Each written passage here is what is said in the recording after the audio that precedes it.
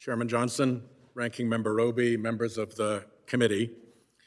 First, I pay respect to Ruth Bader Ginsburg, whose life was a uniquely American story of passion and courage, leavened with determination and purpose to achieve justice and progress.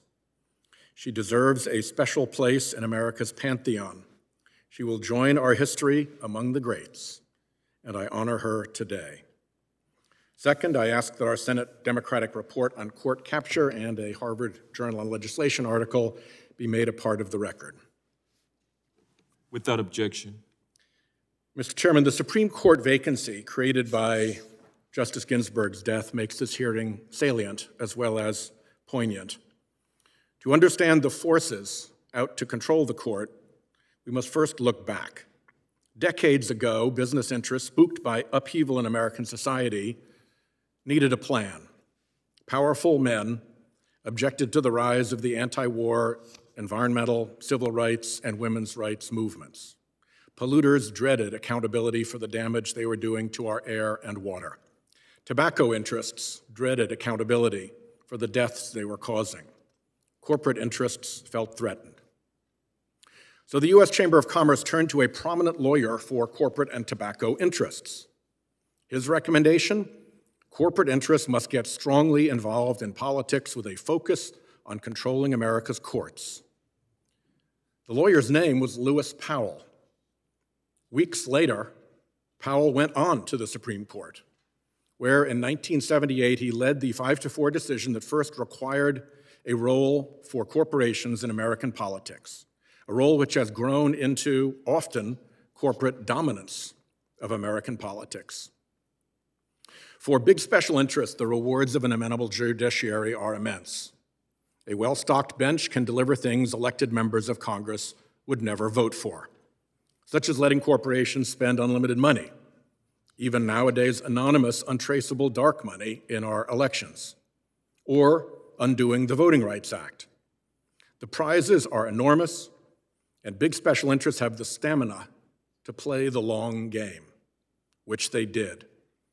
So fast forward 40-some years from Lewis Powell's memo, today, a dark money-funded private organization, the Federalist Society, has a dominant role in the selection of federal judges. Another dark money-funded private organization, the Judicial Crisis Network, takes anonymous donations, some as much as $17 million, to fund political ad campaigns for nominees' confirmations. Other dark money-funded private organizations troll the country for plaintiffs of convenience to bring cases before the court that advance the big donors' agenda, and an obliging court majority relaxes standing requirements to hear those preferred cases. Dark money-funded organizations then appear at the court in chorus by the orchestrated dozen as amici curiae, friends of the court. It's big. Last year, the Washington Post published an investigation showing Leonard Leo of the Federalist Society at the center of a sweeping web of groups fueled by at least $250 million of dark money, out to control the federal judiciary.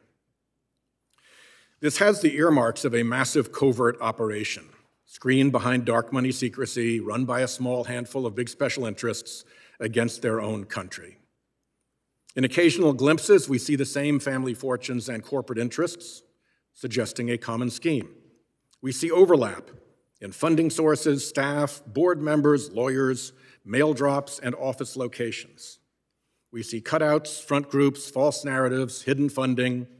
It has the tradecraft of a covert op. Behind all of that mess lurks a dark money-funded hothouse to incubate and propagate legal theories that give intellectual cover to the donor's agenda. And we don't know much about travel and hospitality emoluments for justices because they are less transparent than the legislative and executive branches. $250 million is a lot of money. You don't spend that kind of money unless you expect something for it. So look at climate change. The International Monetary Fund calculates the US subsidy for fossil fuel at $600 billion, billion with a B, per year. So if you can get 5 Republican appointees onto the Supreme Court, knock back the Clean Power Plan, and stall progress on climate change for several years, the monetary value of that one delay could be hundreds of billions of dollars. The capture scheme is an investment with perhaps a 1,000-to-1 return. Climate is a target, but there are many other issues targeted by this operation. Voter suppression, where Leonard Leo, via the so-called Honest Elections Project, a rebrand of the Judicial Education Project, sister organization of the Judicial Crisis Network, is creating, as The Guardian reported, and I quote, a system where conservative donors have an avenue to both oppose voting rights and appoint judges to back that effort. Destroying Obamacare, with a case to be argued in less than 2 months in the Supreme Court. Breaking the independence of regulatory agencies under the confected unitary executive theory. Neutering and crippling the civil jury to protect mighty corporate interests from the indignity of equal treatment before the law in a courtroom. And the grand prize, the evil that makes other evils possible, a First Amendment right to anonymous dark money in politics. Big special interests are already asserting that theory in anticipation. As this anonymously funded apparatus grasps for this Supreme Court vacancy, there are big questions for Congress to answer. Why does so much special interest dark money surround the court?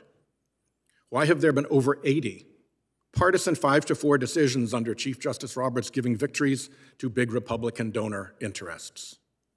Why has the court been so feckless about proper disclosure from these groups? Are the various front groups, in fact, one large common scheme? And what and whose are its goals? Whoever is behind this scheme, what business do they have before the court? Drill down. Follow the money. Who gave 2 $17 million plus donations to the Judicial Crisis Network to fund political campaigns against Judge Garland and for Judge Gorsuch, and to prop up Judge Kavanaugh's troubled confirmation? Add to that another newly disclosed $15 million donation. From whom? What business did these donors, or this repeat donor, have before the court? Who are the anonymous donors colluding with Leonard Leo to funnel that $250 million into this scheme? And what do they expect in return? This obviously matters. A baked-in bias within the federal judiciary for special interests scheming behind an array of dark money front groups is a rotten situation that inflicts long-term harm on our judiciary. For those who say both sides are to blame, great, join me in fixing it. Let's bring transparency to judicial nominations, amicus briefs, and judges' gifts and hospitality, no matter who is paying. Mr. Chairman, the sooner we clean up this mess, the sooner courts can escape the grimy swamps of dark money influence and return to their proper place in the broad and sunlit uplands of earned public trust. Thank you, sir, for taking on this unpleasant but necessary challenge, and thank you for allowing me the opportunity to present these remarks today.